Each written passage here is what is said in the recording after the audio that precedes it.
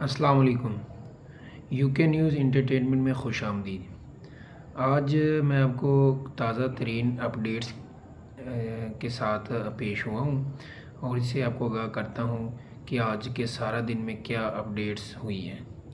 سب سے پہلے حکومت جو چلانے کے اخراجات ہیں وہ پہلے سے بہت زیادہ ہو گئے ہیں، یعنی کہ وہ اخراجات جو حکومت چلانے کے ہوتے ہیں وہ عمران خان کے دور میں تھے 547 ارب روپے، ٹھیک ہے، جو کہ اب بڑھ کر 892 ارب روپے ہو گئے ہیں، ٹھیک ہے۔ یہ حکومت جب آئی تھی تو انہوں نے کہا کہ ہم مہنگائی کم کریں گے۔ انہوں نے مہنگائی کم کرنے کی بجائے مہنگائی بڑھا دی اور اپنے اخراجات ساتھ ہی تقریباً 900 ارب روپے جو ہے نا وہ بڑھ گئے ہیں۔ اور یہ انہوں نے اس کے ساتھ ساتھ جو ہاؤسنگ سوسائٹیز ہے وہاں سے، یوٹیلٹی سٹور سے، اور کئی ہیلتھ ورکر جو ہے نا ان کو نوکریوں سے نکال دیا ہے، اور یہ سول لوگوں کو نوکریوں سے نکال رہے ہیں، ٹھیک ہے، وہ بے روزگار ہو رہے ہیں اور ان کی عیش و عشرت جو ہے نا وہ پہلے سے بڑھ رہی ہے۔ تو اس کا تو کوئی فائدہ نہیں، یہ اپنے فائدہ انہوں نے اپنے لیے کیا، لوگوں کے لیے نہیں کیا ہے۔ اور اس کے ساتھ یہ اپڈیٹس ہے کہ 24 ادارے کی نجکاری کا فیصلہ ہو چکا ہے، 24 اداروں کی، جس میں وہ ہوٹل جو ہے APIA کا کہ امریکہ میں، اس کی بھی نجکاری ہونے جا رہی ہے قریب۔ اور اس کے علاوہ زرعی بینک ہے، یوٹیلٹی سٹور ہے اور کئی ہیلتھ سینٹر ہے۔ اس طرح 24 ٹوٹل ادارے بن رہے ہیں جن کی یہ نجکاری کر رہے ہیں۔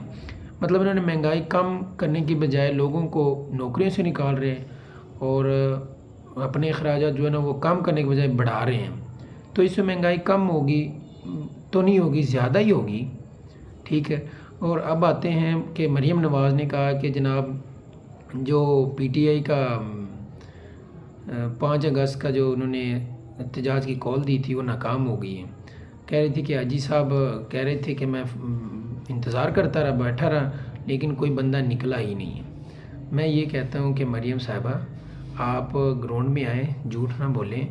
اس کی وجہ یہ ہے کہ جتنے آپ لوگوں نے پکڑ دکڑ کی ناکے لگائے ہیں، ٹھیک ہے، صرف لاہور میں جتنے لوگ پکڑے گئے نا، پوری نون لیگ جو نواز شریف اندر تھے اتنے لوگ تو جتنے آپ لوگوں نے پکڑے ہیں نا PTI کے، اس کے ہاف بھی آپ کے لیے ورکر نہیں نکلے تھے۔ یہ چیز ذرا آپ گراؤنڈ میں آ کے دیکھیں، ادھر سے اندر بیٹھے ہیں جو رپورٹنگ آپ کو ہو رہی ہے وہ تو یہی ہونی ہے کہ کوئی بندہ نکلا ہی نہیں ہے، ٹھیک ہے۔ انہوں نے اپنی ریپوٹیشن بنانی ہے، مال کھانا ہے، بس یہی بات ہے۔ اچھا، اس کے بعد تیسرے نمبر پہ آتے ہیں ملک ریاض کی طرف۔ ملک ریاض کی پراپرٹی جو ہے نا نیلام ہوئی ہے، نیلامی اس کی ہوئی ہے۔ اس میں 3-4 بلکہ کئی پراپرٹی جو ہے نا اس کی نیلامی ہو گئی ہے۔ یہ بقول شہباز گل کے کہ چودھری صاحب نے کروڑوں اربوں کی جائیداد کروڑوں میں اپنے ہی لوگوں میں نیلامی کر دی ہے۔ اس میں ان کے بقول کی اس کا چودھری صاحب کا اس میں حصہ ہے۔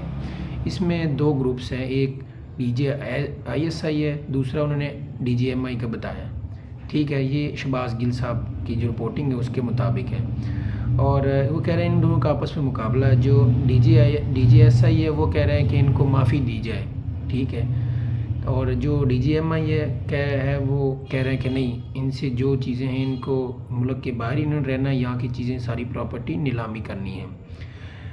وہ کہہ رہے ہیں ملک ریاض کو جو انہوں نے اس طرح جکڑا ہوا ہے اس کے ایک مقصد ہے، یا تو آپ PTI عمران خان کے خلاف گواہ بن جاؤ، نہیں تو پھر آپ کو اسی طرح ہم ذلیل ہی کریں گے۔